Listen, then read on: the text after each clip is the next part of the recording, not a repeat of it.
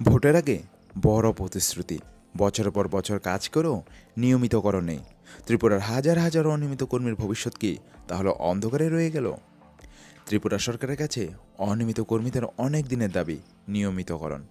2018 সালে বিজেপি সরকার ক্ষমতায় আসার আগে প্রতিশ্রুতি দিয়েছিল সব অনিয়মিত কর্মীদের নিয়মিত করা হবে, কিন্তু আজ 7 বছর কেটে গেলেও বাস্তবে তার কোনো রূপ নেই। 2018 সালের 3রা জুলাই একটি বিজ্ঞপ্তি দিয়ে জানানো হয় নিয়মিতকরণের প্রক্রিয়া শুরু হচ্ছে, কিন্তু তারপরে যেন সেই ফাইল হারিয়ে যায় অন্ধকারে। প্রশাসনের কোথাও আর খোঁজ নেই। একাধিক বিভাগে 10 বছরের বেশি সময় ধরে কাজ করা অনিয়মিত কর্মীদের কষ্ট, পরিশ্রম, জীবন সব থেকে যাচ্ছে একটুখানি ভরসার প্রতিশ্রুতির উপর। পত্রিকার প্রতিবেদনে উঠে এসেছে 2024 সালের 20 জুন অর্থ দপ্তর একটি গুরুত্বপূর্ণ নির্দেশিকা জারি করে। সেখানে সব দপ্তরকে বলা হয় প্রতিটি অনিয়মিত কর্মীর নাম, ঠিকানা, আধার কার্ড, প্যান কার্ড এবং পিআরটিসি এবং কাজের বিভাগ এইসব তথ্য একটা নির্দিষ্ট ফরম্যাটে ফাইন্যান্স ডিপার্টমেন্টে পাঠাতে হবে। যেখানে বলা হয় 15 জুলাইয়ের মধ্যে সব তথ্য পাঠাতে হবে, কিন্তু 11 দিন কেটে গেলেও বেশিরভাগ দপ্তর এই নির্দেশ মানেনি।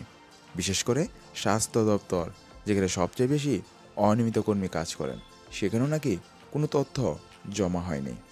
প্রশ্ন উঠছে, তাহলে কি আবার ফাইল আটকে গেল পুরনো ধাঁচে, নাকি এবারও নিয়মিতকরণ হবে শুধু ভোটের আগের মিষ্টি কথায়?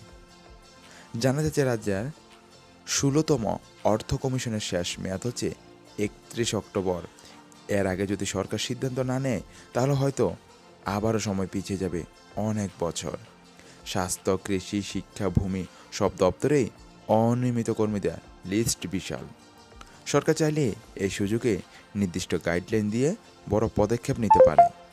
তো বন্ধুরা, যারা 10 থেকে 15 বছর ধরে ন্যূনতম বেতনে কাজ করে যাচ্ছেন, যাদের পরিচয় আজও অনিয়মিত, তাদের জীবনের সাথে এই খবরটি গভীরভাবে জড়িত।